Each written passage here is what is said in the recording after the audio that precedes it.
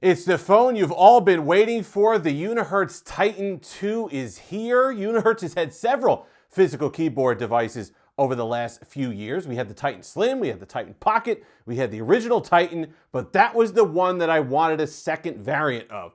As we got the Slim and the Pocket, I was like, boy, I wish Unihertz would come out with another Titan. It is the closest we're ever going to get to a BlackBerry Passport 2, and I've been enjoying the one I've been using for the last few days. Kickstarter is live. They've already reached their goal. Link in the description. Don't think it helps the channel, but let's just say it does anyway, so you could go ahead and pick it up. $400 will be the retail price, but of course on Kickstarter you get those early bird specials. I think you could get it for under $300, and for that amount of money, it's a very, very, very interesting phone, especially if you love physical keyboards. Let's bring the camera around and talk about it right now.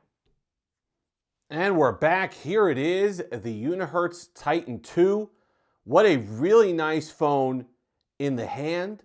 Yes, it's bigger. Yes, it has that 1:1 aspect ratio, which is going to throw some people off. But if you are a fan of the original BlackBerry Passport, boy, are you in for a treat here. Now, it is still a thicker phone, 10.8 millimeters, which is a little on the thick side.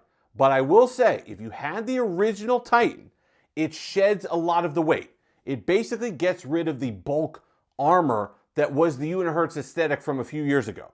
It kind of, you have this extra bit and all the borders and all the rivets and everything like that is gone. And now you have a relatively sleek presentation here that does mirror closer to what we had on the original BlackBerry Passport. So you're looking at 303 grams for the original Titan. That was chunky. 235 over here. Still chunky, but kind of in the range of what you'd get on a 2025 flagship from Samsung, say the Galaxy S25 Ultra. You're getting up into the high 2 teens, low 220s anyway. So for a little bit more, you pick up the physical keyboard. Let's go over the specs of it. 4.5-inch LCD 1:1 with a 1440p resolution, which, if I'm not mistaken, was the exact spec of the original BlackBerry Passport as well. Dimensity 7300 chipset in here. So not the 7400, but still snappy in my usage so far. I really don't have any complaints about it, especially when you're talking about a $300 or $400 device with the extra stuff that you're getting here. I think the Dimensity 7300 is going to get the job done, especially when it's paired with the 12 gigabytes of RAM the Unihertz has put in this. I think that's a really nice combination for your money. My prototype unit has 256 gigs of storage, but the production units will have 512 gigabytes of storage, which is nice, especially since there isn't a micro USB or micro SD card expandable storage here, which I think is disappointing. A little bit, a missed opportunity there, but I still love the device overall, so I'm not that worried about it. 5,050 milliamp hour battery in here. It's lasted me all day and then some with no problem. I've gone 2 days on this, especially when you're talking about a power efficient chipset like the Dimensity 7300. You're really going to have no issues with battery life on here. They put a pretty big battery in here, and that's what you expect on a chunker unit like this. Android 15. Now, this has always been the hang-up for Unihertz devices. When I wrote the news announcement for Android Please, I mentioned that it was unclear what we were going to do or what we were going to get as far as updates were concerned. Unihertz PR sent me a message saying, hey, listen, I know this is a concern for a lot of people. It's got Android 15 right now. It's going to ship with Android 15. Unihertz is promising that it will get up to at least Android 17. Okay? So that's, you get 15, 16, and 17. Not that bad for Unihertz. When you consider Motorola, that's all they would give you. Maybe even a little less. So I do like the fact that there's at least some promised support in writing for the Unihertz Titan 2. So if you're spending your $400, you know you're just not getting one update and you're going to be stuck. Now, security patches are a different story. And they were even, Unihertz was upfront about that in the email, saying, well, we'll do what we can with whatever. That's fine. Expect about 2 a year. And Unihertz does do a good job, admittedly, on getting, if there's a problem, if there's a bug fix that needs to go out, the company will push that. There's another area in the settings where you basically go for a system update.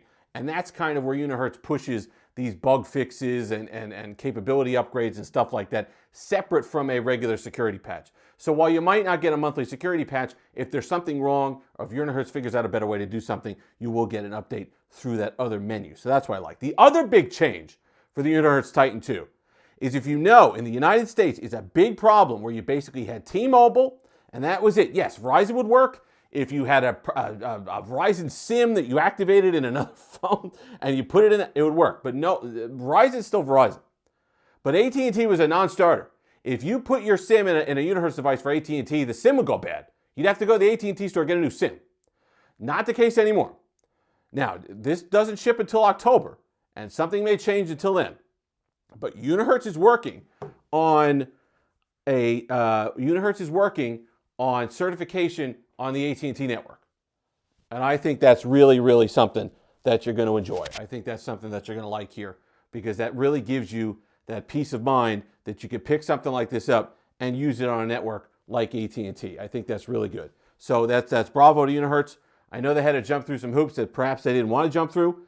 I know that AT&T doesn't make it easy on smaller manufacturers to get certified for their network, but bravo to Unihertz for really putting the effort in and doing that. Okay, now let's talk about a few things with design. Number one is that you've got a side-mounted fingerprint sensor. And if you look at the original Titan, we've done away with the capacitive fingerprint sensor in the middle. That was also the home button. Now, this launched with Android 9, so it was more necessary back then, given you really didn't have swipe gestures and there was a lot of stuff. But what if any owner knew of the original Unihertz Titan is that even though you could disable this, you'd hit it a lot by accident. There was a lot going on there. So I do like just simplifying it, giving us more space here for the other function buttons, and then just having a side-mounted fingerprint sensor. I do think that's a better overall design. Now let's talk about the keyboards. Is it better than the keyboard on the original Unihertz Titan? Absolutely. I like the size. I like the spacing. Of course, you still have the capacitive scrolling on the keyboard, which I like. I liked it, but the keys were just a little mushy. You could kind of tell there was that rubber membrane underneath. It was nice to type on. I liked the spacing. It was a decent keyboard, but a little mushy. So this is much better than that. Is it better than the Titan Pocket? Yes, just because of space. It's a more positive click than the keyboard on the Titan Pocket, and I think you're getting a lot better keyboard over here on the Titan 2. Is it better than the keyboard on the Titan Slim?